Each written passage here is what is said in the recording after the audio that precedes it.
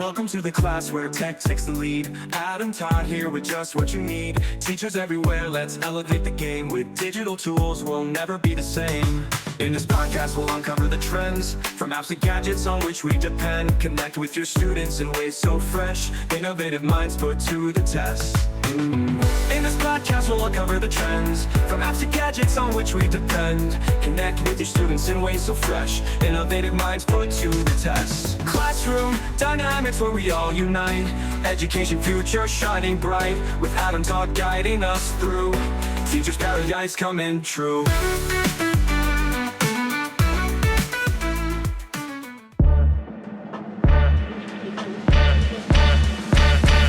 Classroom Dynamics is supported by Logitech. As education continues to evolve, so does Logitech Education, your partner in content creation for the classroom. With Logitech's cutting-edge technology, students not only learn but also become content creators. Whether it's in person or online, Logitech's tools are designed to inspire educators and learners alike. Capture every educational moment in stunning detail and edit, produce, and share your creative journey with ease. Logitech Education, inspiring the next generation of creators. For more, visit logitech.com/education, transforming classrooms one innovation at a time.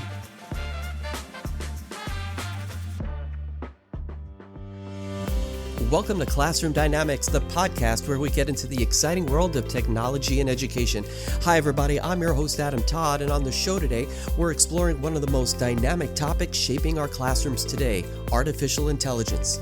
Joining us are two extraordinary educators and advocates for innovation, Valerie Brock and Jorge Gallardo. They're here to spotlight dayofai.org, a groundbreaking initiative dedicated to empowering schools and students to thrive in a world increasingly driven by artificial intelligence. Together, we'll uncover practical ways to integrate AI into your teaching, how to prepare students for a future where AI is everywhere, and how to demystify this powerful tool for educators at all comfort levels. So whether you're an AI enthusiast or just starting to explore its potential in your classroom, this episode will be packed with insights to inspire and empower you. So stay tuned as we dive into the world of AI with Valerie and Jorge. And it's all next on Classroom Dynamics, so don't go anywhere. We will be right back. Hey everyone, Adam Todd here, and I have to tell you about my absolute favorite must-have accessory, the Data Keeper Plus from Higher Ground Gear. Whether you're a busy teacher, a tech enthusiast, or just someone who wants to keep their devices safe and organized, this protective cover is a total game changer. With its sleek design, ultra-tough materials, and built-in storage for your essentials, it's the ultimate way to protect your tech. I take mine everywhere, and it always keeps my gear safe and looking brand new. Head over to hggear.com today and grab your Data Keeper Plus. You'll be glad you did. Data Keeper Plus, because your tech deserves higher ground. Today is all about integrating AI into the everyday, and to help guide us through it is Valerie Brock and Jorge Gallardo. Both are curriculum development and program directors from dayofai.org. So I want to welcome both of you to Classroom Dynamics. It's so great to have you here. We're going to have such a great conversation about probably the biggest hot topic in classrooms today, which is artificial intelligence. In education. Thanks for having us. You're welcome. Thank you for having us. Yep. Tell everyone a little bit about what Day of AI is and the driving vision of preparing K-12 students for what is going to be an AI-powered society. Day of AI was launched officially out of MIT Raise, which is responsible AI. And they started in 2021. And I think, with most things at MIT, they're just ahead, and they realized that this boom was coming. And they realized we have to prepare kids, we have to prepare teachers, we have to prepare all educator stakeholders. So it started with an actual day where you just stop and you learn AI literacy. And since then, it's grown to the point where it's now become its own initiative. Because I think the last year and a half, or almost 2 years now, since ChatGPT came out, and everything has just become the Wild West in terms of AI tools, specifically in education, they realized there was a real need for AI literacy for all educational stakeholders, not just a day, but at any time. This is where the world is going. and very happy to be on this team now. It's been almost 4 months for me. It's amazing how quickly, I think, I've been around in education for over 25 years now, and I have never seen something explode in the way that AI has exploded it with that integrational piece. I've never seen anything like it before. It's amazing. And I think part of that is because, as we know, teachers are burnt, rightfully so. They were before the pandemic. We're still in this post-pandemic world. And I think when these companies come out and say, we could make your life easier so you could spend more time with your students, more time with their families, it's just exciting, but also daunting. No, and I think that's the thing that teachers hear when you say burnt. They are Yeah, burnt out. They're coming out of the pandemic, and you hit the nail on the head. There was all of a sudden this, okay, I have to, obviously technology played a role in how teachers taught during the pandemic, but then how we taught after the pandemic. of And course. so that AI bridge to that from the pandemic happened so quickly that, yeah, you're right. They're going to pull at anything if they hear it's going to save, them half the time, or, work that they don't have to do anymore because it could be done by a computer. That's huge. I can't tell you how many times I use ChatGPT to generate a rubric just because I need something quick and I didn't have it for something specific, but in 30 seconds, boom, I have a rubric. And I'm glad you brought up that specific example, because those are things that I think teachers should be helped with. And, we know that teachers aren't just there to teach. They're also the, therapist. They're also sometimes the friends. They're also, fostering collaboration. There's just so many hats. And I think that is a good example for now of how AI could be like an assistant, a helper for teachers. Right. We're definitely in that infant stage for Right. sure. Infant Still, stage. so, Yes. Jorge, with Day of AI now reaching schools in all 50 states and over 110 countries around the world, what do you think has been the biggest aha moment to get that adoption and global success going? What has it been that contributed to all that? So I think that a lot of that has to do with what you kind of just mentioned, that this is the thing that like almost everyone, once they start using it or like seeing what the potential, like what it brings, just like keeps going. And even at the end of 2022, when ChatGPT was just coming out in early 2023, I started talking to some of my teacher friends, and some of them were like really hesitant to even like touch it or to go near it. And I was telling them, look what your students are probably doing. Like when they're submitting, I was talking to one of my social studies teacher friends, and I was like, your students are probably creating essays or writing paragraphs, that you assign for homework. And he just completely refused to like look at it or even like touch it. But then just a few days ago, he actually came over to my apartment for New Year's Eve, and he was telling me how he uses it now for everything. Like it's a starting point, it's a helper, it's an assistant for him. And I was just blown away. Like I just could not believe just like how quickly he had like changed over the last few months. He started experimenting with it. And I think a lot of it has been word of mouth, where teachers hear from other teachers that they're using AI. And then when they're provided with, a demonstration or a little bit of time to play around with it or to see how someone else is using it, they can see how they could use it for themselves. And the thing about AI is that it's not just like for one discipline or for one subject area that this could affect anything. This affects everything, I should say, is what I mean. So we see that like, with all of our subject areas, or with all the teachers we help out around the world and in all of these different subjects, there's a connection that they can all make. There's a way that they can use artificial intelligence, because it's so general to anything, and it just it can help a teacher out in any way that they need to be helped. Whether it's questioning or creating a lesson plan or a rubric. And now we're starting to see these tools that are like popping up, that are more specialized for education and things like that. So I think that kind of like just how easily someone can pick up and sit down and start using these tools has led to like the explosion of their use.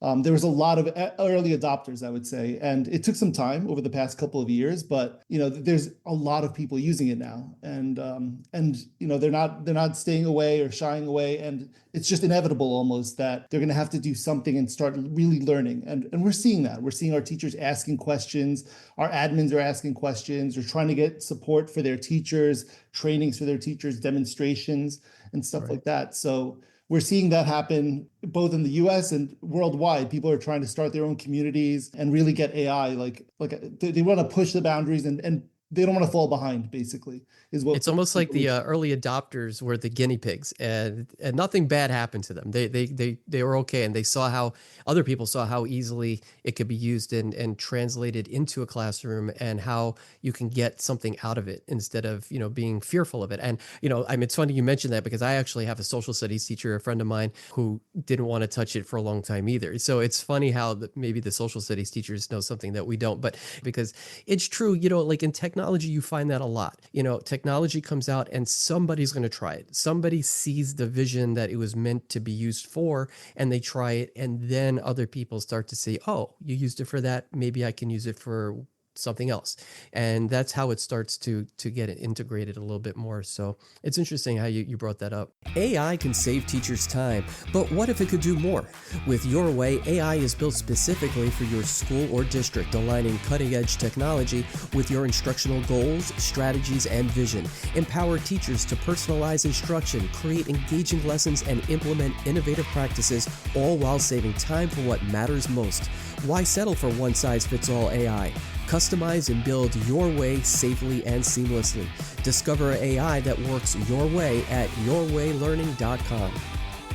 I also just before this, there was kind of a big movement of getting computer science in schools, and there still is, but this has kind of transformed that conversation where, we were helping teachers integrate computer science in different subject areas, and kind of struggling a little bit to get that, to get the adoption growing. But AI is just completely accelerated the need for students and teachers to be literate and to start learning how to use these tools themselves. Speaking about using the tools, according to a Microsoft Copilot survey, 20% of teachers feel very comfortable using AI in their classroom. Why do you feel that this might be the case? Is it lack of, and going on the opposite end of it, the 80% who don't, is it the lack of professional development? Is it just the fear of the unknown? Is it a little bit of both? And then some, what's your opinion on how that plays out? I think it's a mix of both. I completely understand there's a lot of fear about AI taking over teaching as a whole, but I also definitely think, and 2 weeks ago, the House of Representatives released a bipartisan report on their recommendations and findings of AI. There is a total lack of professional development around AI literacy. And I think that is where I feel so connected to the Day of AI mission, because, we're kind of we started off talking about how, yay, it's wonderful, AI tool, AI assistant can help teachers, give them time. Yes. But the first goal of Day of AI and MIT Raise is that everyone needs AI literacy. And I think that if there was more professional development that wasn't forced upon educators, where they actually got to see and understand what AI is and the difference between, for example, predictive AI, which is something we use every day, and now generative AI, which is, something creating brand new, I think that would ease their tensions. I don't think I kind of know, because of all the professional learning we've been doing. We've been encountering teachers from across the United States, but also in other parts of the world, who have the same exact fears as teachers in the United States, which is what you're saying. So going back to your question, I think they just haven't had access to quality training where they could learn what AI is, how it works, how they could keep themselves safe, how it could help them, so that they could build confidence. And that goes for any subject, any new curriculum you bring in. That, I, as a teacher, had to change reading curriculum very many times, and I become accustomed to what I was doing. And that's the same with AI. So I still think we are very much, like you said, in the infant stage. And that number, that 20%, that makes total sense to me. Yeah. And going back from early on, like when smart boards first released. No one wanted a smart board. You're I right. had the first smart board in my building. My principal was so happy. He wheeled it in and he said, okay, you want to do this? He sent me the training at the showroom. And I was so excited, and everyone was so against it. And they had the same comments that I've heard about AI. That's not going to take over my teaching. And did it. Now, every classroom, if they don't have one, we're like, where's your board? Yeah. We Yeah. had the same. I was the first one in my school to have one, and nobody wanted one. And then when they finally got one, and either they had to share it or it didn't work, they didn't know how to teach anymore. All of a sudden, how do I teach? I don't know how to do this. I can't do Right. this without my panel. I think that was what, 2008, maybe 2009. Yeah. And I just remember being so excited, and other teachers, having not nice comments to me, like, what do were you not going to teach? But that shows you right there, they didn't understand. The And they, mentality of it. right. And the mentality, but they didn't Yeah. understand. Right. And once they understand, they will want to use it themselves. And it's very much the same about using AI as a teaching tool. In my opinion, I don't think we're anywhere near using AI for student tutoring, but that's my opinion. And we could talk about that later or another time. We'll get there soon, I'm Yeah, sure. yeah. And I think that, and this is, going off of a little from the main question, but I think there's more fear around that as well. But there isn't been any research that I've seen that the student facing component is effective. And that alone, I could see why teachers would become more hesitant to use it for their own practice. So I just think right now, and this again is my opinion, for ethical reasons, if a teacher, I can't tell you that you shouldn't use ChatGPT to make a rubric. That's your personal use. Those are like, your management, your operational teaching tasks. I think that's okay right now, but I think for right now, we are still in the beginning stages. And until we have that concrete research that, yes, this is helpful, this is where we should be. So again, that's my opinion. I also think that maybe the way that to go about thinking of this, instead of having like AIs become the tutors, to look at, I saw some research or some study a few months ago about how teachers that were using AI themselves to tutor students were having students produce, or the outcomes for the students were, higher test grades or at the end of the study. So if it can level up a teacher, and if it's just like helping the teacher, assisting the teacher, ask better questions or adjust their teaching styles, or help out students or differentiate their materials. If it helps the teacher out, the student results will come, instead of maybe targeting students. It's where, maybe we could help the teachers out. And that is a lot of what we do too. So let's look on the flip side of that now. So let's go with Day of AI. Surveys show high levels of teacher satisfaction and readiness after participating in Day of AI's professional development, which is probably the key. We've said it already. The key is going to be professional development. How does the program ensure educators feel confident teaching AI literacy? Okay, different than teaching to use it, but the literacy portion of it, because I have to imagine that teachers at this point in time overwhelmingly just don't feel comfortable at all. So I think what we do at our trainings, and like literally one of our trainings is called demystifying AI, is that we go a little bit under the hood and go over with teachers what exactly is happening when they see text coming up or showing up on the screen. So it's not just, them giving them the tools or showing them some tools and having them experiment. We're really trying to get them to understand at a deeper level what's actually happening behind the scenes. And this does help them, like in the future, when they're trying to create prompts, or they're trying to figure out how come the AI said something like this or gave me this kind of response that maybe wasn't as useful.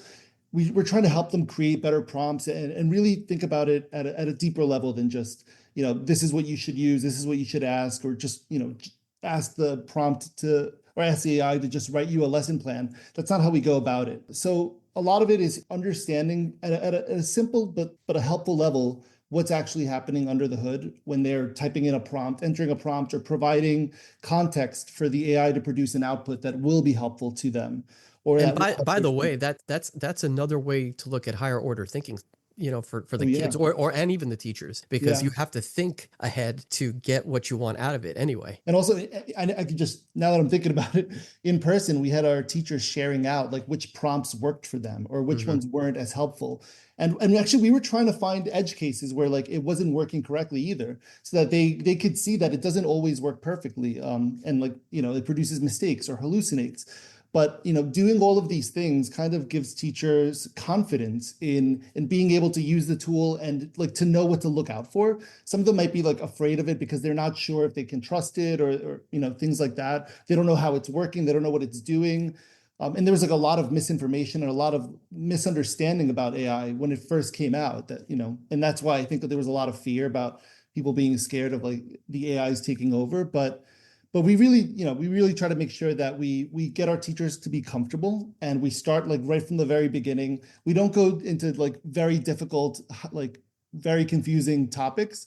We just keep it simple, but we keep it understandable for teachers and approachable to any teacher. So that is the other thing. So that's why, because we do have to cater to teachers from all around the world that are teaching all these different subjects, we want to make sure that our lessons, our curricula, our units all work for anyone. Anyone can take them, and they could start seeing where they could, start introducing some AI concepts or AI literacy with their students. And I think another part of it is that we are the day of AI. So it's like, it's not as scary as like, the year of AI, or having to do like a full, semester long. Oh my goodness, do I have to do this for the rest of my career? Exactly. Yeah. So we try to get them with just one day. If you get a taste of this, you're going to want to do more. But let's start with a day. Let's start with a lesson, a unit, and take it from there. So it's a very easy lift. The learning curve, I mean, it can be very daunting, but we try to make it as easy as possible. We provide our teachers a lot, like all of the materials they would need to be able to start, to have a good foundation for where they can take it, where they can take it from. And we've done all this with MIT experts on AI, with teachers, us, Valerie and I being former teachers in New York City.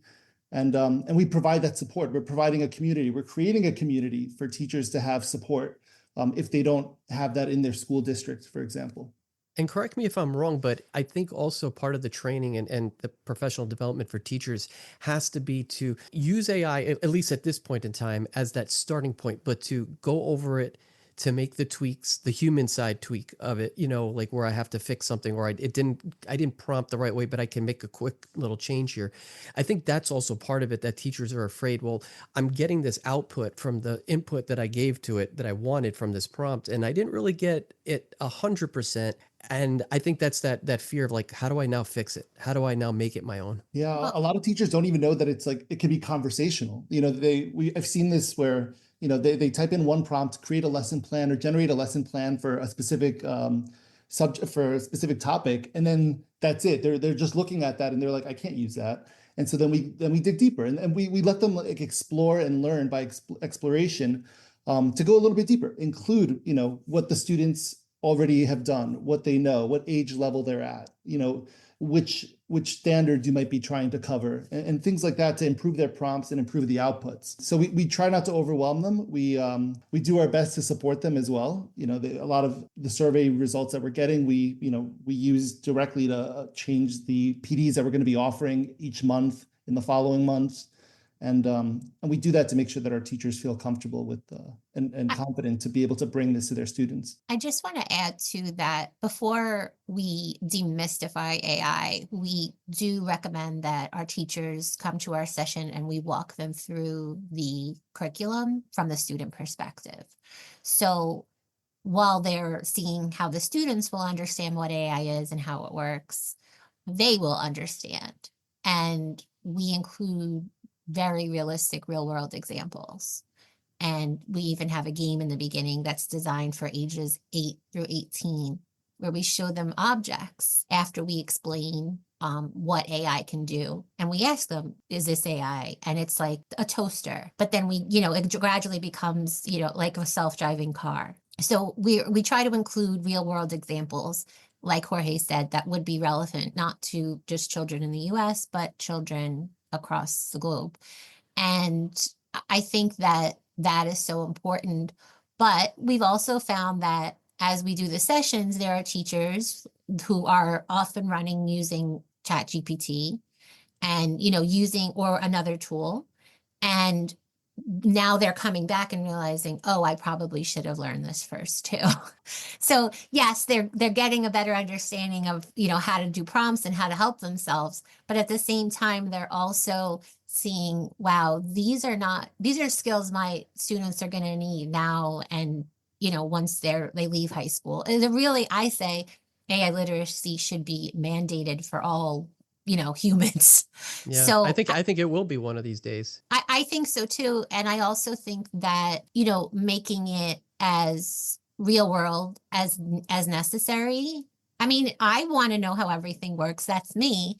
But I also, because I know how AI works, I am, restricted in how I use it. And that is our hope for our students. We want them to be safe and responsible. Right. It's like using a microwave oven. Kids will just go to the microwave oven and use it. But when I was a kid and we got our first microwave oven, we had to learn how to use it and, how not to burn and explode your food. Right. So yeah, so it's that don't put the cart before the horse effect, and especially for teachers, if teachers don't understand how to use it and what they're going to get out of it, you can't expect them to teach it to the kids Right. either. And we've had a lot of misunderstanding where a teacher will come to us or a principal or even a superintendent and say, oh, I have AI literacy. I'm using ChatGPT. No, you don't. Like, can you tell me how it works? Yep. Can you tell me how you got the prompt? I mean, how you created the prompt or what's happening, as Jorge said, under the hood.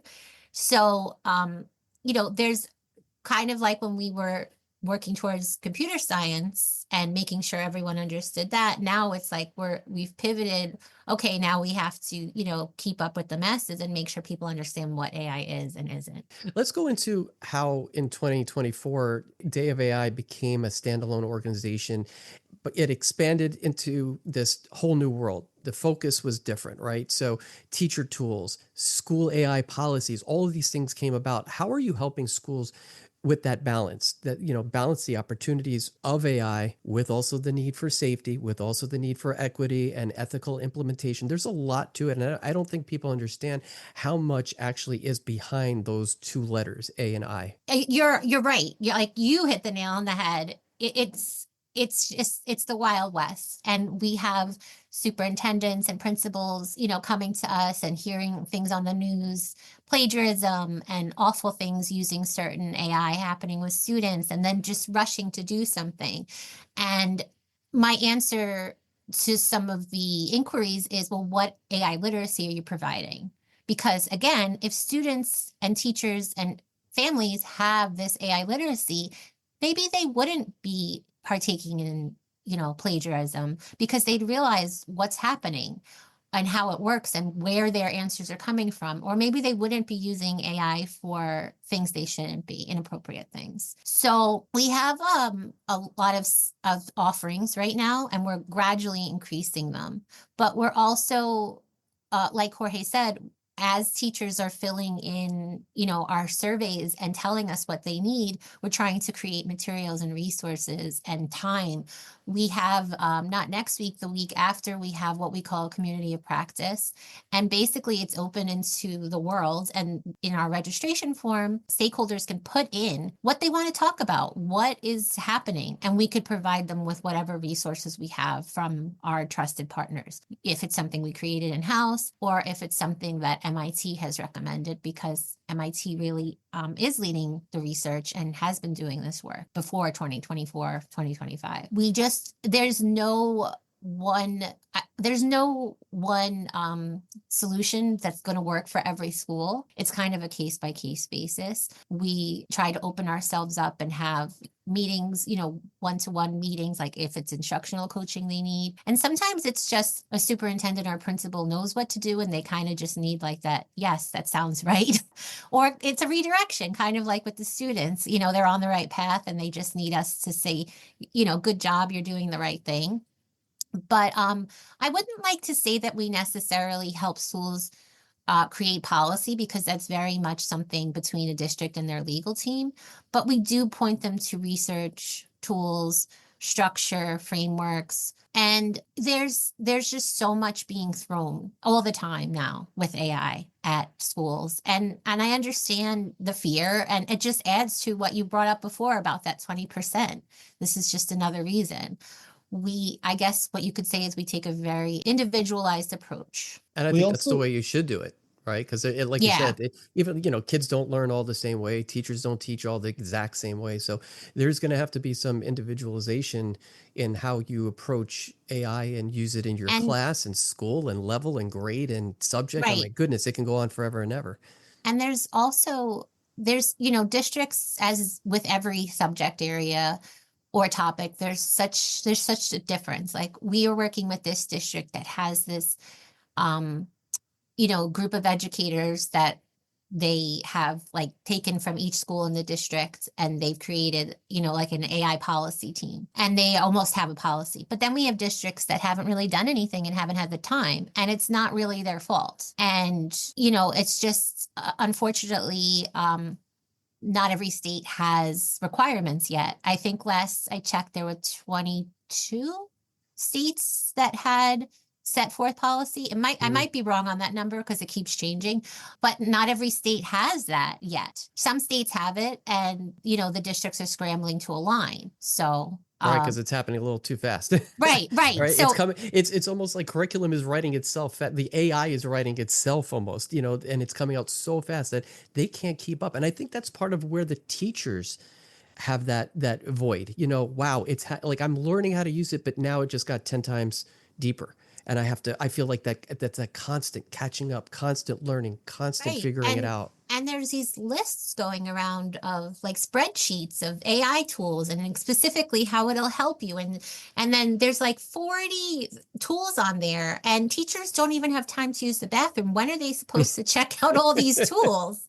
And it's extremely overwhelming. And yeah, no, I think Jorge wanted to add. the other thing I was going to add was that we do have these conversations. We provide a space, and we do bring up these topics that you maybe wouldn't expect, or a lot of teachers aren't thinking about, or a lot of people that are using AI tools, they just start using the tools and just like hit the ground running, and they're not considering like the ethical ramifications, or how to use it responsibly, or what are the dangers. So we do have these conversations, and we do like bring up these topics, and we have materials for students also to debate and to discuss these things as well. So I think that's something also that a lot of people don't think about when they're first experimenting with a new tool, but it is something that we're making sure we're cognizant of, and that we don't forget, and that we always have it at the forefront when we're having conversations with teachers and showing them what's possible, because there is another side to these things as well, with the safety side, the equity, the ethical implementation side. When you really think about it, AI is such an amazing tool,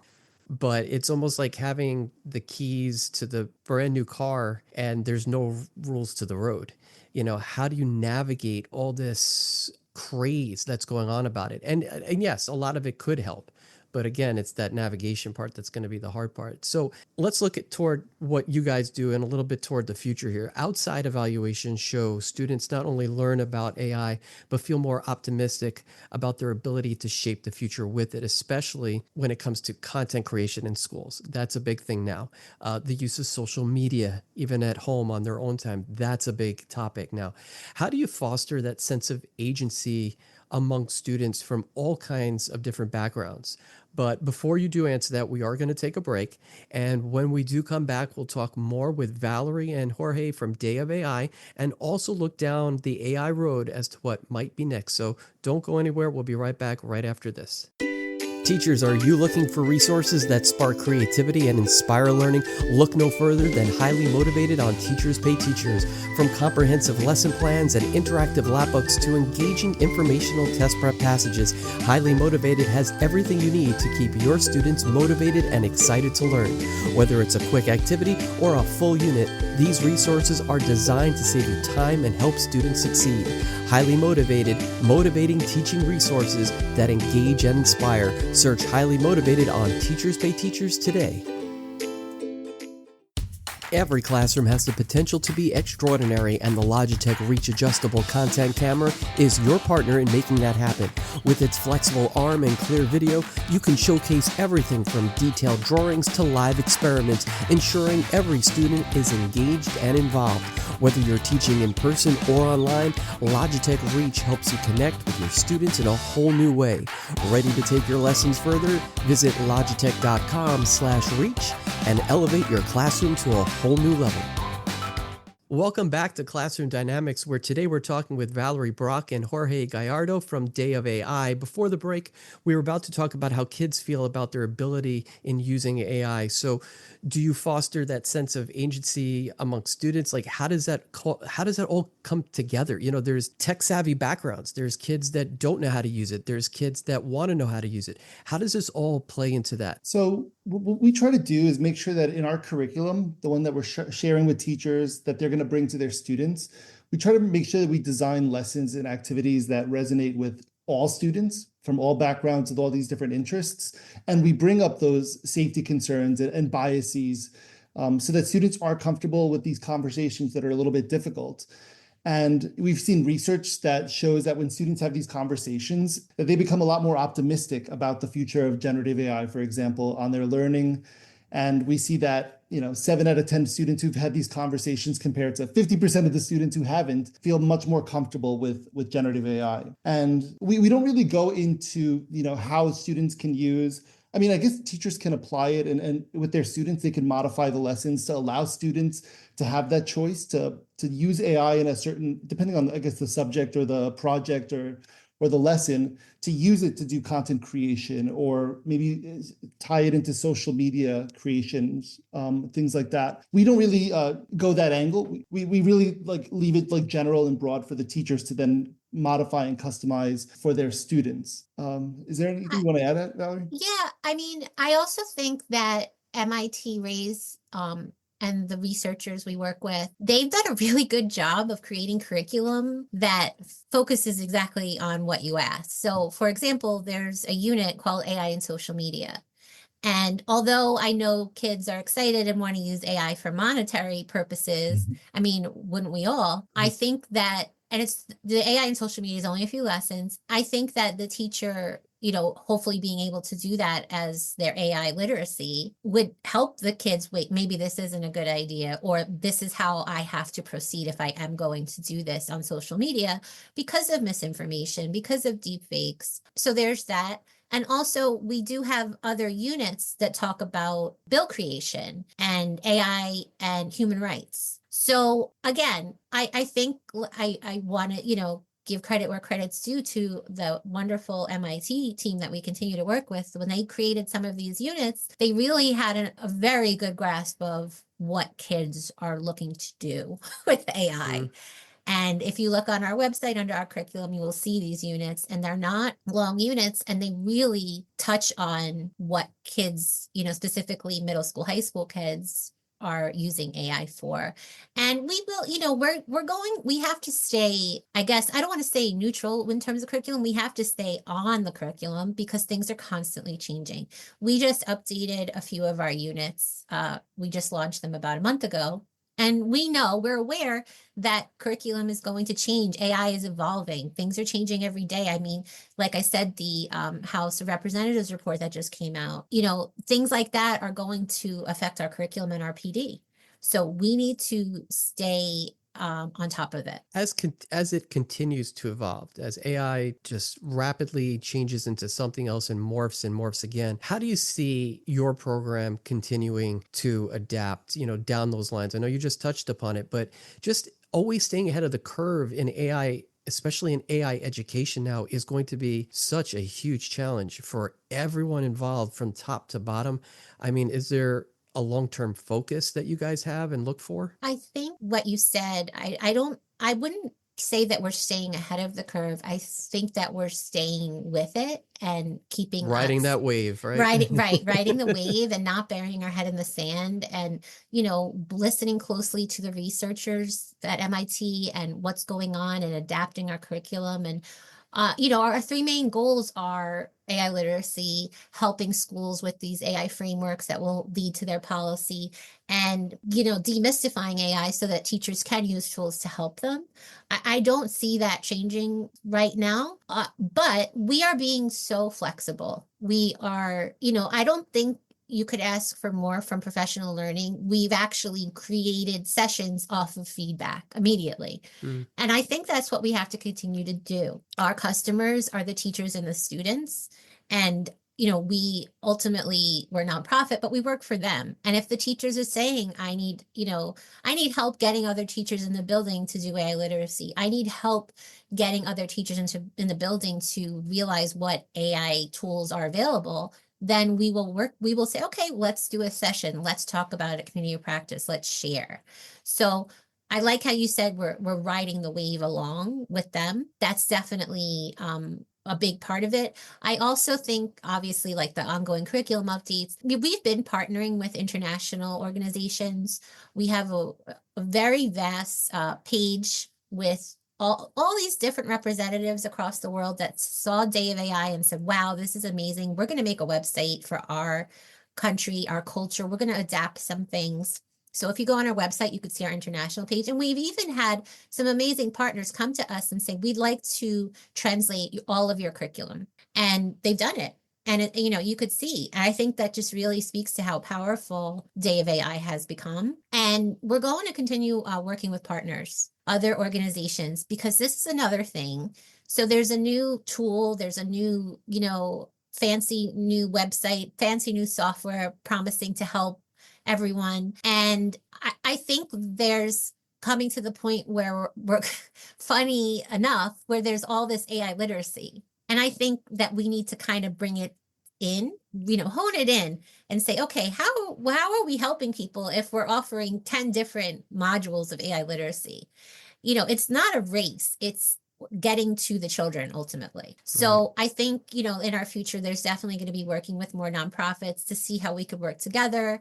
And, although we're still in the beginning, we're going to shift once AI literacy has been met in some bigger form. We're going to shift. Okay, how can we create innovators for the next level of this AI journey? But again, we're not there yet. When you guys are in that professional development with teachers, do you find a specific question that they're asking time and time again? Is there like a pattern to it? I mean, and Jorge will add his opinion. I think one of the biggest questions is, how do I convince my coworkers? How do I convince them? Because listen, like I said, there's no time in the day, but kids need to know what AI is, how it works, and how it's affecting them, so that they could be ethical consumers. The goal is always of school preparing kids for the future. This is just another element. Right. And that, I think, one of the biggest questions we get is, help me talk to my admin, help me talk to my colleagues. Maybe Jorge is there's another thing in our surveys that's coming up. Yeah, I was gonna say how do they grow the community at the school? How do they get recruit other teachers or get their admins to kind of listen to them depending on the situation at that school?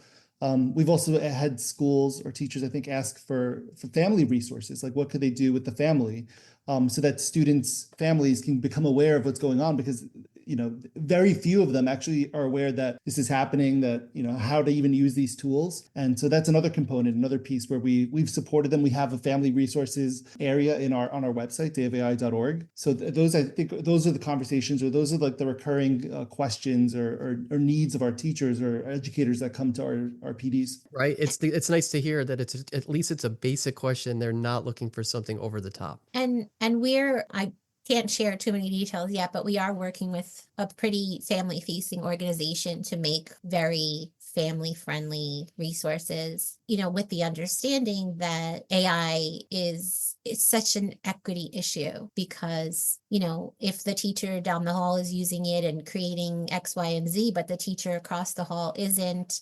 and, how is that affecting their students ultimately? So we're really working with this work. We're very excited. I'm very excited about this project that we're working with this other organization to create family-facing resources that, families don't have time, teachers don't have time, but hopefully these will offering some help I'm glad you teased that out. That's good to look forward to. And Yeah. definitely check out the website, dayofai.org. Listen, this has been such a great conversation, so interesting. I want to thank both of you for sharing the incredible journey of Day of AI. I think it's a great program, and it's needed. And the impact that it's having on students and educators worldwide is going to be tremendous. It's inspiring to see how the program is not only building AI literacy, but also empowering schools to embrace AI responsibly. And I think that's the key. As we continue to look toward the future, it's clear that initiatives like this they're all going to play a crucial role in shaping, generations of informed, capable, and optimistic learners just ready to thrive in that AI-driven world. Before we go, tell everyone where they can go to find out more about Day of AI, websites, social media, and all that stuff. So definitely the website, dayofai.org is where I would say you should start. But Valerie, the social media? We also have a LinkedIn, which is just Day of AI, and our Instagram and Twitter is Day of AI _US. Every opportunity that we offer, we have it. We have a monthly newsletter, so I think the website should be primary, but definitely follow us on social media. Thank you. Definitely follow and check them out. There's a lot of great information there. For those of you who have been listening, thank you for tuning in today, and make sure that you share what you've learned or any takeaways or reflections that you've had, and tag us on X at Class Dynamics or Instagram at Classroom Dynamics Podcast. You can also find all of our links, including information about our sponsors, on Linktree at Classroom Dynamics. We always look forward to hearing your thoughts on our episodes and sharing the different ways in which you're using what you've learned. You can also help support Classroom Dynamics with as little as $3 a month at classroomdynamicspodcast.buzzsprout.com. Again, I'd like to thank Valerie Brock and Jorge Gallardo from Day of AI for joining us today on Classroom Dynamics. It has been such a treat to have you both with us today. I'm a big fan using AI because it helps me with some of my everyday tasks, and I hope more teachers will start to embrace it and use it as a tool to help support them. So thank you once again for joining us today on Classroom Dynamics. I really appreciate the time. Thank you. Thank you. And that brings us to the end of this episode of Classroom Dynamics, where knowledge and inspiration meets innovation.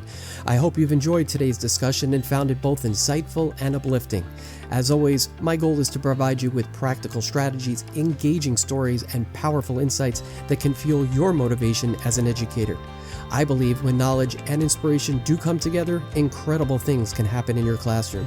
And for all of you who think it's too late to strengthen your craft, I challenge you to make it your mission to do so. You've worked hard to get to where you are today, and it's never too late to infuse new life into your work. So why not make today that day to do so? I'm Adam Todd, and you've been listening to Classroom Dynamics, a teacher podcast. You can follow Classroom Dynamics on X at Class Dynamics and on Instagram at Classroom Dynamics Podcast. If you haven't already, go to Apple Podcasts and subscribe, rate, and review this podcast. We'll be back soon with more captivating conversations, inspiring stories, and strategies that you can implement into your everyday routines.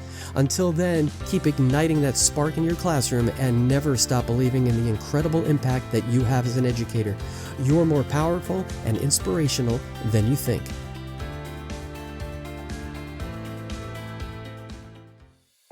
If you liked today's episode, you'll love our episode, Preparing Educators for AI-Driven Classrooms. We sit down with Dr. Dwayne Wood to unpack how AI is reshaping education, from student engagement to ethical challenges.